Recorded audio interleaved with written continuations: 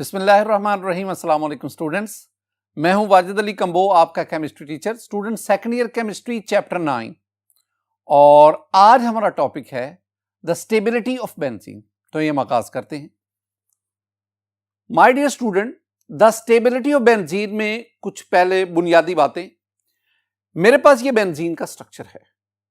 अब benzene structure आप पहले भी आप इसको डिस्कस कर चुके हैं कि बेंजीन स्ट्रक्चर में रिंग के अंदर 6 कार्बन, हर कार्बन के साथ एक हाइड्रोजन, और इसमें 6 पाई इलेक्ट्रॉन्स हैं और वो पाई इलेक्ट्रॉन्स डीलोकलाइज्ड हैं।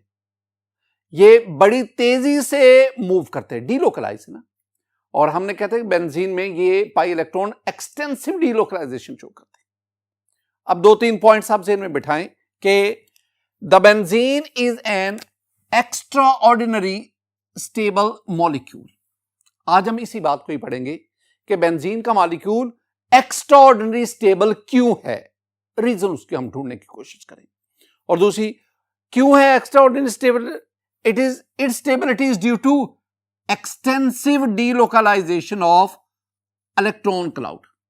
मैंने आपको एक सेंटेंस पढ़ाया था कि when there is delocalisation there is stability. जहां डीलोकलाइजेशन होगी वहां स्टेबिलिटी होगी, और जहां एक्सटेंसिव डीलोकलाइजेशन होगी वहां एक्स्ट्रा स्टेबिलिटी होगी। ये बात ज़हन में बिठा लें।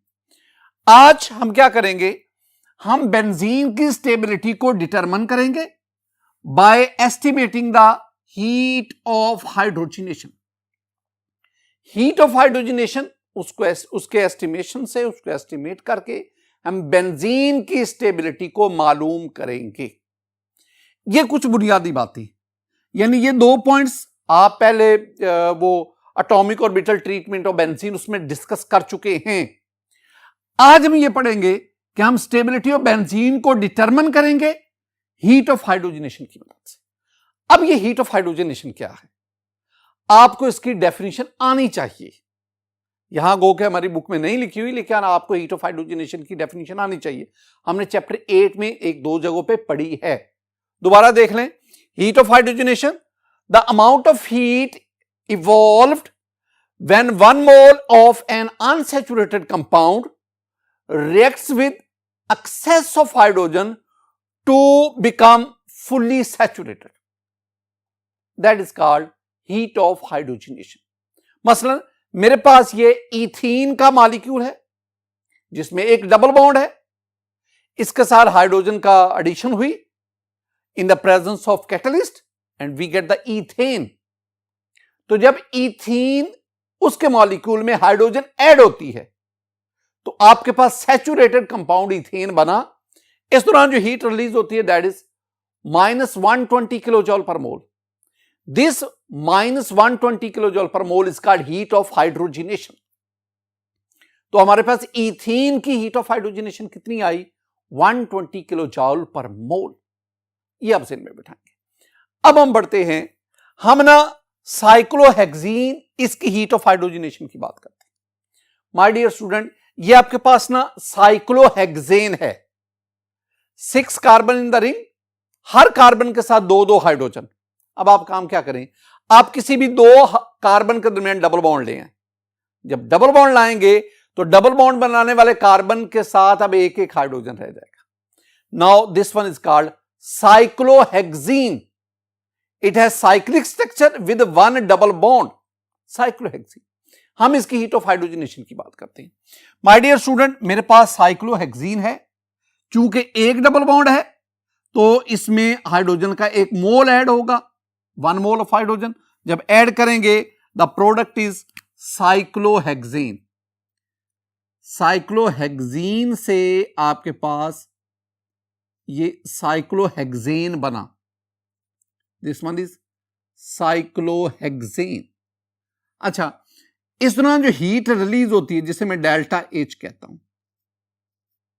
ये हीट जो है जिसे हम हीट ऑफ हाइड्रोजनेशन कहते हैं, दिस इज -119.5 किलो जॉल पर मोल। माइनस का मतलब है हीट रिलीज हो रही है, एक्सोथर्मिक है, और 119.5। अभी आपने ना ये इथीन की बात की, इथेन एक ओपन चेन कंपाउंड है, इथीन एक ओपन चेन कंपाउंड है, इसकी हीट ऑफ हाइड्रोजनेशन 120 किलो जॉल। और अगर आप साइक्लोहेक्सीन की बात करें तो ये 119.5, यानी इसकी साइक्लोहेक्सीन जिसमें एक डबल बॉन्ड है जस्ट लाइक ऑफ इथीन, तो इसकी और इथीन की हीट ऑफ हाइड्रोजनेशन तकरीबन बराबर है। वो 120 थी, ये 119.5, रफली एक जितनी है। अब स्टूडेंट हम ना सिंगल बॉन्ड से डबल बॉन्ड की तरफ बढ़ते हैं और हम देखते हैं कि दो डबल बॉन्ड रखने वाला साइक्लिक स्ट्रक्चर, उसकी हीट ऑफ हाइड्रोजनेशन कितनी होगी। दो डबल बॉन्ड अगर आप साइकिल के अंदर लाएं, एक ये डबल बॉन्ड और एक ये डबल बॉन्ड, तो ये अब आपके पास क्या हो गया, now this one is 1,2,1,3 cyclohexadiene. आप इसको ना नंबरिंग कर लें, ये कार्बन नंबर 1, ये कार्बन नंबर 2, ये कार्बन नंबर 3, ये कार्बन नंबर 4। तो 1 पे डबल बॉन्ड, 3 पे डबल बॉन्ड, साइकिल में टोटल 6, तो नाम क्या बना, 1,3 साइक्लोहेक्साडाइन। अब हम इसकी ना डेल्टा एच की हीट ऑफ हाइड्रोजनेशन की बात करते हैं, यानी अब हम डिस्कस क्या करने जा रहे हैं, हम डिस्कस करने जा रहे हैं heat of hydrogenation for 1,3 cyclohexadiene. My dear student, चूंकि इसमें दो डबल बॉन्ड हैं, लिहाजा इसके एक मोल के साथ हाइड्रोजन के 2 मोल ऐड होंगे, यानी एक मॉलिक्यूल 1,3 साइक्लोहेक्साडाइन के साथ हाइड्रोजन के जितने डबल बॉन्ड होंगे उतने हाइड्रोजन मॉलिक्यूल ऐड होंगे। तो इसका मतलब हुआ इसके एक मोल के साथ हाइड्रोजन के 2 मोल ऐड होंगे। जब ऐड होंगे तो ये भी डबल सिंगल हो गया, ये भी डबल सिंगल हो गया, और यूं आपके पास ये आपके पास स्ट्रक्चर बना। This one is cyclohexane. Cyclohexane, इस दौरान भी एनर्जी रिलीज होगी। अभी हमने पढ़ा अगर साइक्लोहेक्सीन उसमें हाइड्रोजन ऐड हो तो एक डबल बॉन्ड के बदले इतनी हीट रिलीज हुई, लेकिन अगर 2 डबल बॉन्ड हो तो रफली फिर इसका डबल ट्वाइस हीट रिलीज होनी चाहिए। मैं 2 चीजें लिखता हूं। पहले तो मैं बात करता हूं कि अगर हम कैलकुलेट करें, calculated heat of hydrogenation, calculated वो कैसे करेंगे, 2 इंटू 119.5, यानी एक डबल बॉन्ड के बदले 119.5 किलो जल पर मोल, लेकिन अगर 2 डबल बॉन्ड होंगे तो सावधान उसका डबल हो जाएगा। तो ये आपके पास 239 किलो जूल पर मोल। तो हम क्या कह रहे हैं, ये माइनस लगाएंगे, ये माइनस। हम क्या कहते हैं, हम कहते हैं कि इतनी जो है हीट ऑफ हाइड्रोजनेशन रिलीज होनी चाहिए। अब आप ना एक्सपेरिमेंट परफॉर्म करें, आप 1,3 साइक्लोहेक्साडाइन लें, इसके एक मोल के साथ हाइड्रोजन के 2 मोल का रिएक्शन करवाएं, साइक्लोहेक्सेन बनेगा, जो हीट रिलीज होगी उसको मेजर करें। तो हमारे पास जो ऑब्जर्व डेल्टा एच होगी, ऑब्जर्व यानी जो एक्सपेरिमेंट से हमारे पास हासिल होगी स्टूडेंट, वो इससे कम होगी, और वो हमारे पास माइनस 231.5 किलो जूल पर मोल होगी।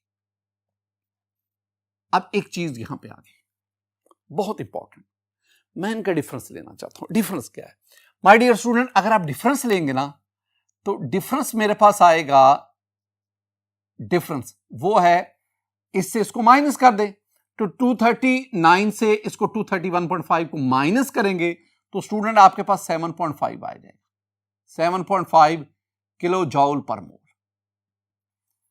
अब आपको ना एक बहुत बहुत अहम बात समझाने जा रहा हूं। मैं एक ना डायग्राम की मदद से साइक्लोहेक्सीन और 1,3 साइक्लोहेक्साडाइन, इन दोनों की स्टेबिलिटी उसको डिस्कस करना चाह रहा हूं। देखें माय डियर स्टूडेंट, मेरे पास ना ये एक डायग्राम है, इसमें मैं इधर पोटेंशियल एनर्जी को लेता हूं। पहली बात मैं साइक्लोहेक्सीन की करता हूं। अगर आप साइक्लोहेक्सीन इसकी हाइड्रोजनेशन करवाएं, उसमें हाइड्रोजन ऐड करें, तो -119.5 किलो जूल पर मोल एनर्जी रिलीज हुई, और साइक्लोहेक्सेन में कन्वर्ट हो गई। अब याद रखना है, एंड तक यही बात मैं बार बार रिपीट करूंगा, जितनी हीट ऑफ हाइड्रोजनेशन कम होगी उतना वो मॉलिक्यूल, वो कंपाउंड ज्यादा स्टेबल होगा। ये बात एंड तक आपने ध्यान में रखी। ये तो हो गई साइक्लोहेक्सीन की। अगर मैं आपसे कहूं कि साइक्लोहेक्सीन और साइक्लोहेक्सेन दोनों में से स्टेबल कौन सा है, तो डेफिनेटली साइक्लोहेक्सेन स्टेबल है, क्योंकि जो जितना एनर्जी, पोटेंशियल एनर्जी डायग्राम में जो कंपाउंड जितना नीचे होगा उतना वो स्टेबल होगा। तो साइक्लोहेक्सेन स्टेबल है, साइक्लोहेक्सीन उसकी निस्बत अनस्टेबल है। अब आपके पास ये आ गया 1,3 साइक्लोहेक्साडाइन। ये अब जब आप इसमें इसके हाइड्रोजनेशन करते हैं, इसमें 2 मोल हाइड्रोजन ऐड करते हैं, तो ये आपके पास साइक्लोहेक्सेन में कन्वर्ट हुआ। लेकिन अब यह 2 बातें आ गई कि अगर आप कैलकुलेट करें कि इसे कितनी heat of energy, heat of hydrogenation evolve करनी चाहिए, कैलकुलेट करें, तो फिर तो आपके पास आता है 239 किलो जूल पर मोल। लेकिन इसने की कितनी, 231.5। ये मैं बात आपको समझाना चाहता हूं। यानी हमारी कैलकुलेशन कहती है कि 1,3 साइक्लोहेक्साडाइन इसको इस जगह पे होना चाहिए। लेकिन हकीकत क्या है, हकीकत क्या है, एक्सपेरिमेंट क्या है, ऑब्जर्व वैल्यू क्या है? वो ऑब्जर्व वैल्यू कि ये इससे जरा नीचे है। मैंने आपसे क्या कहा कि इस डायग्राम में जो कंपाउंड जितना नीचे होगा उतना वो स्टेबल होगा। इसका मतलब है कि ये जो 1,3 साइक्लोहेक्साडाइन है ना, कैलकुलेटेड ये यहां पे है, हकीकत में ये यहां है। इसका मतलब है ये हमारी एक्सपेक्टेशन से नीचे है। अगर नीचे होगा तो मैंने क्या कहा कि जो मॉलिक्यूल नीचे होगा वो स्टेबल होगा। इसका मतलब क्या हुआ कि 1,3 साइक्लोहेक्साडाइन हमारी एक्सपेक्टेशन से ज्यादा स्टेबल है। यही बात तो बताना चाहता हूं। अब कितना ज्यादा स्टेबल है वो हमने दोनों का डिफरेंस निकाला और वो डिफरेंस आया था 7.5 किलो जूल पर मोल। इसका मतलब है कि 1,3 साइक्लोहेक्साडाइन हमारी एक्सपेक्टेशन से 7.5 किलो जूल पर मोल ज्यादा स्टेबल है। क्यों स्टेबल है? Very simple sentence my dear students, the sentence is compounds containing conjugated double bonds are more stable than compounds containing isolated double bond. ये याद रखना कि when there is conjugation there is stability. जहां conjugation होगी वहां stability होगी। देखें, double single, इसका मतलब है डबल बॉन्ड अल्टरनेट पोजीशन पे है। जब डबल बॉन्ड अल्टरनेट पोजीशन पे आएंगे तो वो कॉन्जुगेट करेंगे, और जहां कॉन्जुगेशन होगी, जहां डबल बॉन्ड में कॉन्जुगेशन होगी, डेफिनेटली वो स्टेबल हो जाएगा। तो ये जो 1,3 साइक्लोहेक्साडाइन, अगर ये हमारी एक्सपेक्टेशन से 7.5 किलो जूल पर मोल ज्यादा स्टेबल है, तो वो इसलिए है कि इसमें डबल बॉन्ड की कॉन्जुगेशन है। तो याद रखना, जहां पे कॉन्जुगेशन ऑफ डबल बॉन्ड होगी वहां रेजोनेंस होगी, जहां रेजोनेंस होगी वहां स्टेबिलिटी होगी। तो ये स्टेबिलिटी क्रिएट होती है। अब आए हम नेक्स्ट बढ़ते हैं, और मेरे पास है delta H for 135 cyclohexadiene, heat of hydrogenation of 135 cyclo. अब जरा ना इसके बारे में, इस मॉलिक्यूल को जरा स्टडी कर लें। माय डियर स्टूडेंट, लिखा क्या है? 135 साइक्लोहेक्सा, 6 कार्बन साइक्लिक फॉर्म में, कार्बन नंबर 1, 3 और 5 इस पर डबल बॉन्ड है, तो आपके पास ये ट्राइन, यानी 3 डबल बॉन्ड हैं। कार्बन नंबर 1 पे एक डबल बॉन्ड, एक नंबर 3 पे और एक नंबर 5 पे। अच्छा, अब ना जब मैं कह देता हूं ना कि 135 इन 3 कार्बन पर डबल बॉन्ड है, तो मैं कहता हूं कि ये एक डबल बॉन्ड यहां, एक यहां, एक यहां, ये पोजीशन 1, ये 2, ये 3, ये 4, ये 5 और ये 6। माय डियर स्टूडेंट, जब मैं ये पोजीशन बता देता हूं ना, तो उसका मतलब क्या हुआ? उसका मतलब है कि ये डबल बॉन्ड लोकलाइज्ड है, अपनी जगह पे फिक्स है, लोकलाइज। ये बात याद रखनी। क्या ये बॉन्ड पाई इलेक्ट्रॉन क्या यहां पे लोकलाइज रह सकते हैं? आंसर है नो, ये यहां नहीं रह सकते। दीज आर डीलोकलाइज, बल्कि मैं कहता these are they show extensive delocalisation, लेकिन हमने इसको ना फर्जी तौर पर ले ले। So this one is a hypothetical molecule, ये फर्जी मॉलिक्यूल है। ये जो मॉलिक्यूल है ना, ये वाला जो स्ट्रक्चर है, ये कैक्यूले का जो कैक्यूले ने बेंजीन के जो स्ट्रक्चर दिए थे ना दो, उनमें से एक से ये रिजेंबल करता।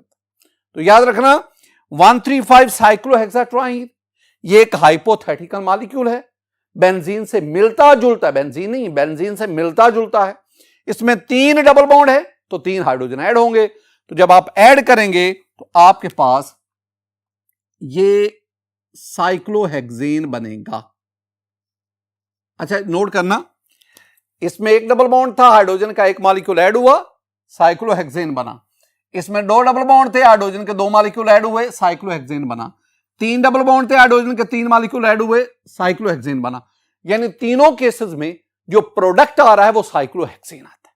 अब हमने क्या करना है, हमने ना ऊपर वाली अपनी इंफॉर्मेशन उसको बेस बनाकर हमने इसकी ना हीट ऑफ हाइड्रोजनेशन को कैलकुलेट करना है। और फिर अगर ये मॉलिक्यूल हमें मिल जाए, ये हाइपोथेटिकल है, फर्जी है, मिलेगा नहीं, तो इस जैसा कौन है बेंजीन, तो फिर हमने बेंजीन की एक्सपेरिमेंटल या ऑब्जर्व्ड हीट ऑफ हाइड्रोजनेशन उसको मालूम करना। स्टूडेंट पहले ना मैं कैलकुलेटेड, और ये मैं कैलकुलेट कर रहा हूं 135 साइक्लोहेक्साट्राइन, इसकी मैं ना डेल्टा एच वैल्यू कैलकुलेट करता हूं। कैसे कैलकुलेट करूंगा, अगर 1 डबल बॉन्ड होगा तो -119.5, और अगर 3 डबल बॉन्ड है जैसे 13 साइक्लोहेक्साट्राइन में, तो अब आपके पास ये बन जाएगा -358.5 किलोजूल पर मोल। ये जो हाइपोथेटिकल मॉलिक्यूल है, इसकी हमने हीट ऑफ हाइड्रोजनेशन जो कैलकुलेट की वो इतनी आनी चाहिए। अब आप ले लें ऑब्जर्व्ड। ऑब्जर्व्ड कैसे ले, एक्सपेरिमेंट परफॉर्म करेंगे। एक्सपेरिमेंट में आप इस मॉलिक्यूल को लेंगे, लेकिन ये तो एग्जिस्ट ही नहीं करता, ये तो हाइपोथेटिकल है। तो फिर क्या ले लें, आप बेंजीन को ले लें, बेंजीन। तो बेंजीन की डेल्टा एच वैल्यू स्टूडेंट मालूम करेंगे, तो आपके पास वो आएगी -208 किलोजूल पर मोल। हाइपोथेटिकल मॉलिक्यूल जो बेंजीन जैसा दिखता है उसकी 358.5, लेकिन बेंजीन जो एक्चुअल मॉलिक्यूल एग्जिस्ट करता है उसकी 208, बहुत ही कम। और अगर मैं डिफरेंस लूं, my dear student, this one is very important. अगर मैं डिफरेंस लूं, इस डिफरेंस को मैं अभी आपको रेजोनेंस एनर्जी पढ़ाऊंगा, ये रेजोनेंस एनर्जी। तो डिफरेंस लूंगा, इसमें से इसको माइनस करूंगा, तो स्टूडेंट मेरे पास आएगा 150.5 किलोजूल पर मोल। ये डिफरेंस आ गया 150.5 किलोजूल पर मोल। अब ये डिफरेंस हमें क्या बताता है, ये डिफरेंस हमें बताता है कि बेंजीन हाइपोथेटिकल 135 साइक्लोहेक्साट्राइन से 150.5 किलोजूल पर मोल इतना ज्यादा स्टेबल है। अब ना जरा डायग्राम को देखें माय डियर स्टूडेंट। अब इस डायग्राम में पहले मैं जिक्र करूंगा ये 135 साइक्लोहेक्साट्राइन का, ये 135 इसके हाइड्रोजनेशन करवाएं तो ये भी साइक्लोहेक्सेन में कन्वर्ट होगा और ये 358.5 किलोजूल पर मोल एनर्जी रिलीज करेगा। अब ये मॉलिक्यूल तो एग्जिस्ट नहीं करता, ये तो प्रैक्टिकली इसका कोई वजूद नहीं है, तो एग्जिस्ट कौन करता है, बेंजीन करता है। तो अगर आप बेंजीन की हीट ऑफ हाइड्रोजनेशन लें तो स्टूडेंट वो 208 किलोजूल पर मोल आती है, यानी वो इससे बहुत नीचे है। कितना नीचे है, आप उस डिफरेंस को देखें, और वो डिफरेंस आपके पास कितना आया, 150.5 किलोजूल पर मोल। इस डिफरेंस को हम क्या कहते हैं, this difference is called the resonance energy. और ये डिफरेंस क्यों प्रोड्यूस हुआ, ये डिफरेंस इसलिए प्रोड्यूस हुआ कि बेंजीन में वो मॉलिक्यूल, वो पाई इलेक्ट्रॉन जो हमने 135 में सपोज किए थे कि वो अपनी जगहों पे लोकलाइज्ड हैं, लेकिन हकीकत में बेंजीन के मॉलिक्यूल में वो लोकलाइज्ड नहीं होते, बल्कि क्या होते, डीलोकलाइज होते, रेजोनेंस शो करते हैं। और इसी वजह से हम इस एनर्जी को क्या कहते हैं, this energy is called resonance energy. And due to this extensive delocalization, the benzene molecule becomes extra stable. So the extra stability of benzene is due to the resonance energy. अब देखें resonance energy क्या है student? resonance energy is the energy difference between hypothetical compound, ये जो अभी हमने लिया 135 cyclohexatriene, and the actual compound, और वो कौन सा था? बेंजीन. तो बेंजीन और हाइपोथेटिकल कंपाउंड दोनों में एनर्जी डिफरेंस जो है that is called the resonance energy. आप यूं भी कह सकते हैं कि resonance energy that is equal to expected delta H, ये जो expected 358 minus actual delta H, और एक्चुअल डेल्टा एच आपके पास ही है. डिफरेंस ले ले, जो डिफरेंस आएगा that is called the resonance energy. एक दो पॉइंट बहुत इंपॉर्टेंट. पहली बात student, benzene is more stable than 135 cyclohexatriene by 150.5 kilojoule per mole. ये अभी हमने डायग्राम में भी इसको देखा कि बेंजीन उससे स्टेबल है. और एक और बहुत इंपॉर्टेंट बात, the stability of a compound is directly proportional to resonance energy. जितनी रेजोनेंस एनर्जी ज्यादा होती है उतना वो कंपाउंड ज्यादा स्टेबल होता है. तो ये जो हमने कहा कि रेजोनेंस एनर्जी ये किस बदौलत होती है? This one is due to extensive delocalisation of pair electron in benzene structure. My dear student, आज के इस लेक्चर में हमने थर्मोडायनेमिक स्टेबिलिटी ऑफ बेंजीन उसको स्टडी किया और हमने हेल्प ली हीट ऑफ हाइड्रोजनेशन की. मेरी दुआ है कि अल्लाह ताला आप पर अपना फजल फरमाए, अल्लाह ताला आप पर अपना करम फरमाए. अस्सलामु अलैकुम रहमतुल्लाह.